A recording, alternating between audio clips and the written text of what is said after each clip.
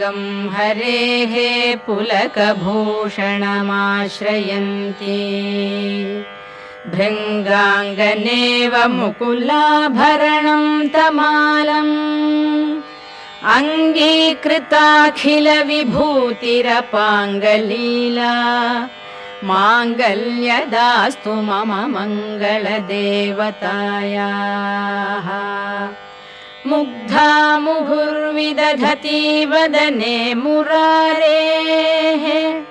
प्रेमत्रपा प्रणिहितानि गतागतानि मालादृशोर्मधुकरीव महोत्पलेया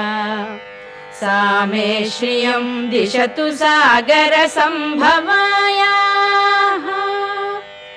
आमीलिताक्षम् अधिगम्य मुदा मुकुन्दम् आनन्दकन्दमनिमेषम् अनङ्गतन्त्रम् आकेकरस्थितकनीनिकपक्ष्मनेत्रम् भूत्यै भवेन् मम भुजङ्गशयाङ्गनायाः बाह्वन्तरे मधुजितश्रितकौस्तुभेया हारावलीव हरिनीलमयी विभाति कामप्रदा भगवतोऽपि कटाक्षमाला कल्याणमावहतु मे कमलालयायाः कालाम्बुदालिललितो रसिकैटभारेः धाराधरे स्फुरति या तडिदङ्गनेव मातुः समस्तजगतां महनीयमूर्तिः भद्राणि मे दिशतु भार्गवनन्दनायाः प्राप्तं पदं प्रथमतः खलु यत्प्रभावात् माङ्गल्यभाजि मधुमाथिनि मन्मथेन मय्यापतेत् तदिह मन्थरमीक्षणार्धम् मन्दालसं च मकरालय कन्यकायाः विश्वामरेन्द्रपदविभ्रमदानदक्षम् आनन्दहेतुरधिकं मुरविद्विषोऽपि ईशं निषीदतु मयि क्षणमीक्षणार्धम् इन्दीवरोदर सहोदरमिन्दिरायाः इष्टाविशिष्टमतयोऽपि यया दयार्द्रदृष्ट्या त्रिविष्टपपदं सुलभं लभन्ते दृष्टिः प्रहृष्टकमलोदर दीप्तिरिष्टाम् पुष्टिं कृषिष्ट मम पुष्करविष्टरायाः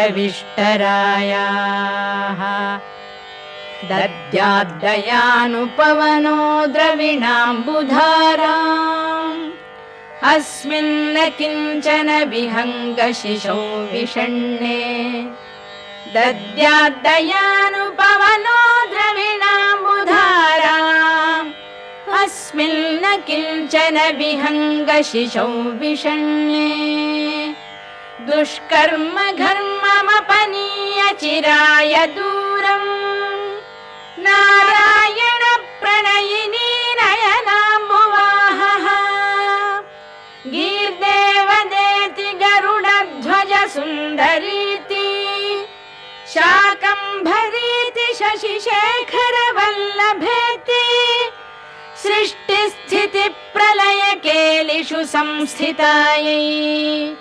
तस्यै नमस्त्रिभुवनैकगुरोस्तरुण्यै श्रुत्यै नमोऽस्तु शुभकर्मफलप्रसूत्यै रत्यै नमोऽस्तु रमणीयगुणार्णवायै शक्त्यै नमोऽस्तु शतपत्रनिकेतनायै पुष्ट्यै नमोऽस्तु पुरुषोत्तमवल्लभायै नमोऽस्तु नालीकनिभाननायै नमोऽस्तु दुग्धोदधिजन्मभूम्यै नमोऽस्तु सोमामृतसोदरायै नमोऽस्तु नारायण वल्लभाय नमोऽस्तु हेमाम्बुजपीठिकायै नमोऽस्तु भूमण्डलनायिकायै नमोऽस्तु देवादिदयापरायै नमोऽस्तु शार्ङ्गायुधवल्लभायै नमोऽस्तु देवी भृगुनन्दनायै नमोऽस्तु विष्णोरुरसिस्थितायै नमोऽस्तु लक्ष्मी कमलालयायै नमोऽस्तु दामोदर वल्लभायै नमोऽस्तु कान्त्यै कमलेक्षणायै नमोऽस्तु बुद्धि भुवन प्रसूत्यै नमोऽस्तु देवादिभिरर्चितायै नमोऽस्तु नन्दात्मज वल्लभायै सम्पत्कराणि सकलेन्द्रियनन्दनानि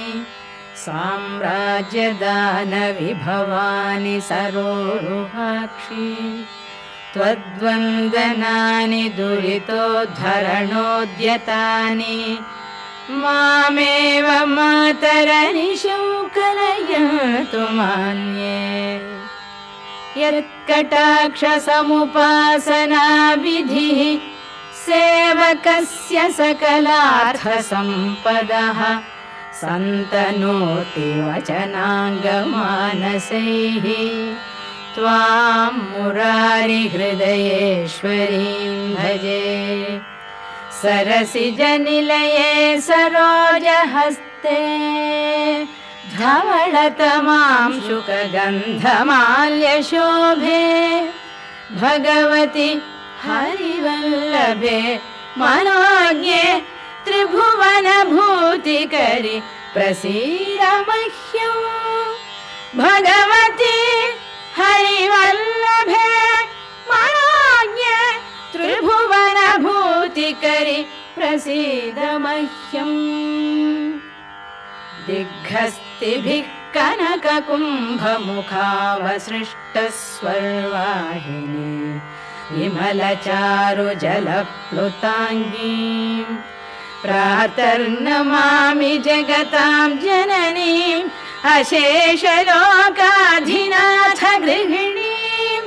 अमृताब्धिपुत्रीम् कमले कमलाक्षवल्लभे त्वं करुणापूरतरङ्गितैरपाङ्गैः अवलोकय माम् अकिञ्चनानां प्रथमं पात्रम् अकृत्रिमं दयायाः स्तुवन्ति ये स्तुतिभिरमूभिरल्वघम् त्रयीमयीं त्रिभुवनमातरं रमाम् गुणाधिक गुरुतर भाग्यभागिनः भवन्ति ते भुवि बुधभा